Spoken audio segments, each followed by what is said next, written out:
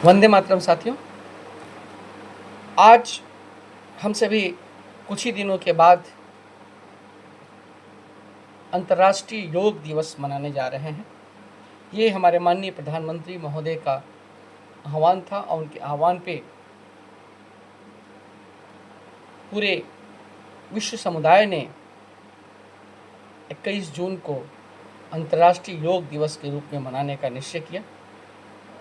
और ये प्रयास, हम इस प्रयास को बहुत छोटा ना आंकें, ये बहुत बड़ा प्रयास है। और इसके पड़ने वाले प्रभावों को जब हम देखेंगे तो हमें लगेगा कि ये वो माध्यम है जिससे आने वाले समय में हमारा भारत पूरे विश्व को एक नेतृत्व दे सकता है, एक सही राह पे चलने की प्रेरणा दे सकता है। मैं दूसरे शब्द में कहूँ तो विश्व गुरु का जो स्थान भारत के लिए था वो फिर से वापस लौट सकता है।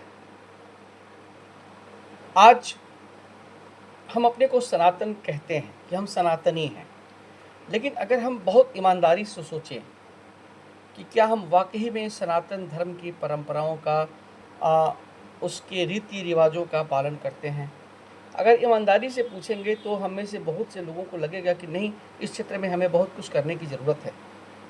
आज हम वैदिक मंत्रों से, वैदिक आहार विहार की रीतियों से दूर होते जा रहे हैं। आधुनिकता की दौड़ में हमने अपनी उन परंपराओं को छोड़ दिया है। आज संध्या वंदन बहुत से लोग नहीं जानते, वैदिक मंत्रों का सही ढंग से उच्चारण बहुत लोग नहीं जानते हैं।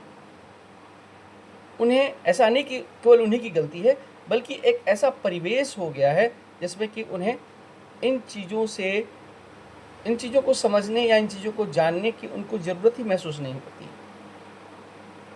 तो इस क्षेत्र में हमारे कुछ संगठन बहुत ही बेहतरीन कार्य कर रहे हैं कि योग को किस तरीके से हम घर घर तक ले जाएं, सनातन धर्म की परंपराओं को, सनातन मंत्रों का सही ढंग से उच्चारण किस तरीके से लोगों से करें, उसको कैसे अवेयर करें लोगों को, इसका प्रयास कर रहे हैं। और इन्हीं में से एक कार्यक्रम बनवासी रक्षा परिवार फाउंडेशन की इकाई कर रही है। इसमें हम संयुक्त परिवार में सनातन परंपराओं का किस ढंग से, सही ढंग से पालन हो, किस तरीके से वैदिक मंत्रों का सही ढंग से उच्चारण हो, एक ऑनलाइन प्रयास करते हैं।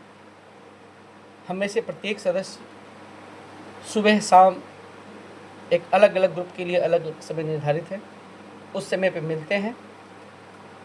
शुरू में कोई सदस्य उसमें से कोई भजन सुनाता है या कोई इस तरह की धार्मिक बात करता है 3 से 4 मिनट। उसके पश्चात ओम का सही ढंग से उच्चारण किया जाता है। गायत्री मंत्र ओम भूर्भुवः का उच्चारण सही रूप से, सही स्थिति में बैठ के कराया जाता है। तत्पश्चात महामृत्युंजय मंत्र, पुरुषार्थ जागरण मंत्र, क्षमा स्तुति मंत्र, त्रिदेव नवग्रह मंत्र और भारत माता वंदन मंत्र का अभ्यास नित्य प्रतिदिन कराया जाता है। और ऐसा नहीं कि ये सब एक ही व्यक्ति कराता है, बल्कि उस समूह के जितने सदस्य हैं उनको बारी बारी से मौका मिलता है। एक समूह का एक व्यक्ति एक मंत्र का उच्चारण करता है और ये चक्र बदलता रहता है, हर सप्ताह बदलता रहता है। इन सनातन मंत्रों के अलावा और भी मंत्रों का समय समय पर हम उच्चारण करते हैं, उनको सीखते हैं, सही स्थिति में, सही शब्दों में जानने का प्रयास करते हैं। और इसके बाद हम स्वयं को स्वस्थ रखने के लिए योग करते हैं, जिसमें से भस्त्रिका, कपाल भारती, अनुलोम विलोम, भ्रामरी, इस तरह के योगाभ्यास करते हैं। तो सबसे पहले अपने मानसिक संतुलन को, मानसिक स्वच्छता के लिए वैदिक मंत्रों का उच्चारण करना, मानसिक रूप से अपने को सबल बनाने का प्रयास, और तत्पश्चात योग के द्वारा शरीर को कैसे हम स्वस्थ रखें, ये हम अभ्यास करते हैं। और ये एक ऐसा कार्य है जिसके लिए कहीं जाने की ज़रूरत नहीं है। बल्कि हम अपने घर में बैठ के इस कार्य को ऑनलाइन कर सकते हैं। एक बड़ा ही अनूठी पहल है, आप इस पे विचार कीजिएगा। हम में से बहुत से लोग, उनके पास समय नहीं कि वो बाहर जाएं, आधा घंटा, 1 घंटा, 2 घंटा निकालें। तो ऐसे लोग खास तौर पे जो कि सनातन धर्म से परिचित होना चाहते हैं, उसके वैदिक मंत्रों का सही ढंग से उच्चारण करना चाहते हैं, योग के द्वारा स्वयं को और अपने परिवार को स्वस्थ रखना चाहते हैं, ऐसे लोग सुबह ऑनलाइन जुड़ते हैं। उसका कोई शुल्क भी नहीं है, और जुड़ के सनातन मंत्रों का उच्चारण, वैदिक मंत्रों का उच्चारण और उसके बाद योगाभ्यास करते हैं। और ये प्रक्रिया प्रतिदिन चलती है। सप्ताह का एक दिन कोई होता है, खासतौर पे रविवार, उस दिन उस क्षेत्र के सभी ग्रुप मिलके एक आयोजन करते हैं। सभी ऑनलाइन अपने घर में बैठे रहते हैं, और उस दिन पूरे समूह में हो सकता है कि 4-5 ग्रुप मिल जाए तो 50, 60, 70 ऐसे की संख्या हो जाती है।